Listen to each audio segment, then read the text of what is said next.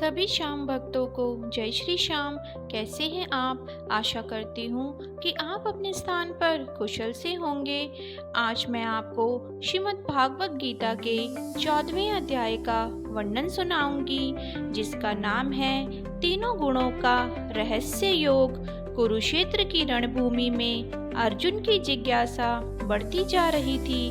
श्री कृष्ण अब तक उन्हें आत्मा, परमात्मा और क्षेत्रज्ञ का रहस्य समझा चुके थे, लेकिन अर्जुन अभी भी यह जानना चाहते थे कि जीव किस कारण से सुख, दुख, जन्म, मरण और कर्मों के बंधन में बंधता है। वह आदर पूर्वक बोले, हे माधव, कृपा कर मुझे यह बताइए कि मनुष्य को बांधने वाली शक्तियाँ कौन सी हैं और उनसे मुक्ति कैसे पाई जा सकती है। श्री कृष्ण ने करुणा भरी दृष्टि से उनकी ओर देखा और बोले, हे पार्थ, सुनो, मैं तुम्हें वह ज्ञान बताता हूँ जो देवताओं और ऋषियों के लिए भी दुर्लभ है। इसे समझ लेने पर न केवल तुम संसार से ऊपर उठ जाओगे, बल्कि जन्म मरण से भी मुक्त हो जाओगे। श्री कृष्ण अर्जुन को समझाते हैं कि यह समस्त प्रकृति 3 गुणों से बनी है। सत्व गुण अर्थात शांति, निर्मलता और ज्ञान का गुण। रजोगुण अर्थात क्रियाशीलता, इच्छाओं और कर्म का गुण। तमोगुण अर्थात अज्ञान, आलस्य और मोह का गुण। ये तीनों गुण मिलकर मनुष्य के स्वभाव और कर्म निर्धारित करते हैं। आत्मा तो शुद्ध है, लेकिन शरीर और मन के साथ जुड़ने के कारण ये गुण आत्मा को प्रभावित करते और प्रतीत होते हैं।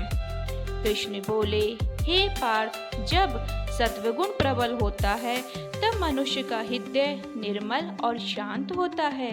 उसमें ज्ञान की ज्योति प्रकट होती है। वह धर्म, सत्य, संगति की ओर आकर्षित होता है। लेकिन सत्वगुण भी बांधता है। कैसे? क्योंकि यह सुख और ज्ञान के प्रति आसक्ति उत्पन्न करता है। मनुष्य सोचता है, मैं ज्ञानी हूँ, मैं पवित्र हूँ। यह अहंकार भी एक बंधन है। अर्जुन ने सिर हिलाकर सहमति जताई। फिर श्री कृष्ण कहते हैं, जब रजोगुण बढ़ता है तब मनुष्य में इच्छाएं जागृत होती हैं। वह निरंतर कर्म करता है, लेकिन उसके पीछे स्वार्थ, लालसा और फल की आशा छिपी होती है। रजोगुणी व्यक्ति कभी संतुष्ट नहीं रहता। उसे और चाहिए, धन चाहिए, मान चाहिए, विजय चाहिए। उसकी चंचलता उसे कर्म के चक्र में बांधे रखती है। इसलिए रजोगुण दुख और असंतोष का कारण है। श्री कृष्ण आगे कहते हैं, तमोगुण मनुष्य को अज्ञान और मोह में डालता है। इससे आलस्य, निद्रा और प्रमाद उत्पन्न होते हैं। तमोगुणी व्यक्ति सत्य को नहीं देख पाता। वह दूसरों को हानि पहुंचाता है और स्वयं भी अंधकार में गिरता है। तमोगुण सबसे नीचा गुण है, जो जीव को पशुता और विनाश की ओर ले जाता है। कृष्ण ने एक गूढ़ रहस्य और बताया। वे कहते हैं, हे पार्थ, तीनों गुण निरंतर मनुष्य के भीतर संघर्ष करते रहते हैं। कभी सत्य प्रबल होता है, कभी रज प्रबल होता है और कभी तमोगुण प्रबल होता है। यही कारण है कि मनुष्य का स्वभाव और मन की स्थिति सदैव बदलती रहती है, लेकिन आत्मा इन सब से परे है। आत्मा तो अजर, अमर और शुद्ध है। जब साधक यह समझ लेता है कि ये गुण केवल प्रकृति का खेल है, तब वह उनसे ऊपर उठ जाता है। अर्जुन कहते हैं, हे माधव, मृत्यु के समय यदि इनमें से कोई गुण प्रबल हो तो आत्मा को क्या फल मिलता है। श्री कृष्ण अर्जुन को समझाते हैं कि यदि मृत्यु के समय सत्वगुण प्रबल हो तो आत्मा पवित्र लोकों और ऋषियों की संगति प्राप्त करती है। वहीं यदि रजोगुण प्रबल हो तो आत्मा पुनः मनुष्यों के बीच जन्म लेकर इच्छाओं और कर्मों में फंसी रहती है, और यदि तमोगुण प्रबल हो तो आत्मा नीच योनियों, अज्ञान और दुख में जन्म लेती है। अर्जुन गंभीर हो गए। उन्हें समझ नहीं आ रहा था कि तीनों गुणों का प्रभाव कितना गहरा है। कृष्ण आगे कहते हैं, हे पार्थ, साधक का लक्ष्य इन गुणों में फंसना नहीं बल्कि उनसे ऊपर उठना है। जब मनुष्य सुख और दुख दोनों में समान रहता है, मान अपमान से प्रभावित होता है, मित्र और शत्रु को समान दृष्टि से देखता है, मान अपमान से कभी प्रभावित नहीं होता और केवल मुझ में भक्ति रखता है, तब वह गुणों से परे हो जाता है। ऐसा साधक ना सत्व, ना रज, ना तम से बंधता है, वह केवल मुझ में स्थित रहता है। अर्जुन ने उत्सुक होकर पूछा, हे जनार्दन, गुणों से परे होकर मनुष्य क्या प्राप्त करता है? श्री कृष्ण कहते हैं, जब मनुष्य गुणों से ऊपर उठता है तब वह अमरत्व को प्राप्त होता है। वह जन्म मरण के बंधन से मुक्त होकर परमात्मा में लीन हो जाता है। ऐसा साधक मुझे ही प्राप्त करता है। वह समझ लेता है कि मैं ही ब्रह्मांड का आधार हूँ, मैं ही अमृत हूँ, मैं ही अमरता हूँ और मैं ही शाश्वत आनंद हूँ। जो भक्त मुझे एकाग्र भाव से भजता है वही गुणातीत होकर परम शांति को प्राप्त करता है। अर्जुन का हृदय भक्ति और ज्ञान से भर गया था। उन्होंने कहा, हे माधव, अब मुझे समझ आया कि मनुष्य क्यों जन्म मरण के चक्र में फंसता है और उससे कैसे निकल सकता है। आपके वचनों से मेरा हृदय स्थिर हो गया है। अब मैं केवल आपके शरण में रहकर गुणों से ऊपर उठने का प्रयास करूंगा। श्री कृष्ण ने प्रसन्न होकर अर्जुन से कहा, यही सच्चा संकल्प है पार्थ। जब मनुष्य भक्ति के मार्ग पर चलता है तभी वह वास्तव में मुक्त होता है। गीता के 14वें अध्याय की यह कथा हमें यह सिखाती है कि मनुष्य का जीवन सत्व, रज और तम तीनों गुणों से प्रभावित होता है। सत्व श्रेष्ठ है, लेकिन उससे भी मुक्ति जरूरी है। रज और तम बंधन और अज्ञान के कारण है। सच्चा साधक सुख दुख, मान अपमान और मित्र शत्रु से परे होकर केवल ईश्वर में लीन रहता है। जब मनुष्य गुणों से परे हो जाता है तभी वह मोक्ष को प्राप्त करता है।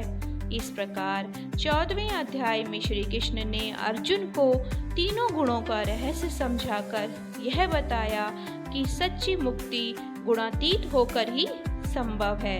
बोलो कृष्ण भगवान की जय।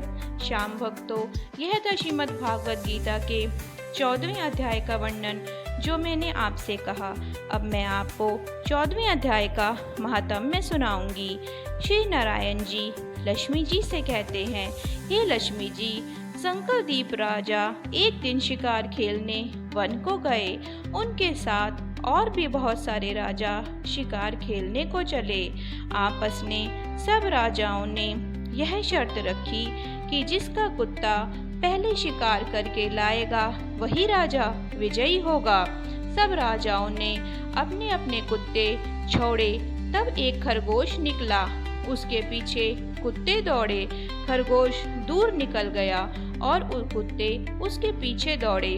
शंकरदीप राजा के कुत्ते ने खरगोश को पकड़ा, लेकिन लोगों ने शोर मचा दिया और कुत्ता डर गया। खरगोश उसके मुंह से निकलकर फिर भागने लगा। कुत्ते के दांत उस खरगोश को लग गए थे। उसका रुधिर टपकता जाए, खरगोश भागता जाए और कुत्ता उसके पीछे पीछे भागता जाए। भागते भागते वन में एक कच्चे तालाब में पानी भरा था, जहाँ एक साधु जी रहते थे। उस तालाब में खरगोश जा गिरा और पीछे से वह कुत्ता भी जा गिरा। इतने में राजा भी अपने घोड़े पे सवार होकर वहां पहुंचा तो देखा कि दोनों ही तालाब में मरे पड़े हैं। और दोनों ने देव दही पाई और वो बैकुंठ को चले हैं। राजा को देखकर उन्होंने कहा, हे राजा जी, आप धन्य हैं, आपके प्रताप से हमने देव दही पाई। राजा ने पूछा, वह कैसे? तब उन दोनों ने कहा, यह तो हम नहीं जानते, परंतु इस जल के छूने से ही हमें देवदेह मिली है। राजा ने कहा, मेरे धन्यवाद जो मेरे द्वारा आपका उद्धार हुआ। इतना कहकर वह दोनों बैकुंठ को चले गए और राजा ने नमस्कार करके संत जी से कहा, हे संत जी, यह कैसा आश्चर्य है कि यह खरगोश और कुत्ता दोनों इस जल से स्पर्श होते ही इनका उद्धार हो गया। यह कैसा जल है? तब उन संत जी ने कहा, हे राजन, मेरे गुरुजी यहाँ रहते थे और वह नित्य गीता जी के 14वें अध्याय का पाठ किया करते थे। मैं भी यहाँ स्नान करके गीता जी का पाठ करता हूँ। राजा ने कहा, धन्य है जो आपके प्रताप से ऐसी योनियों का भी उद्धार हो रहा है, और मेरे भी धन्य भाग है जो मुझे आपके दर्शन हुए। श्री नारायण जी कहते हैं, हे लक्ष्मी जी, यह था 14वें अध्याय का महात्म्य जो मैंने आपको सुनाया। बोलो लक्ष्मी नारायण जी की जय। श्याम भक्तों, आज मैंने आपको श्रीमद् भागवत गीता के 14वें अध्याय का वर्णन सुनाया एवं महात्म्य सुनाया। आशा करती हूँ कि आपको पसंद आया होगा। अगर आपको मेरी वीडियो अच्छी लगती है तो आप मेरी आईडी को सब्सक्राइब करें, चैनल को लाइक करें और शेयर करना ना भूलें। बाबा श्याम हम सभी पर अपना प्यार भरा आशीर्वाद बनाए रखें, इसी विश्वास के साथ जय श्री श्याम। बोलो हारे के सहारे की जय।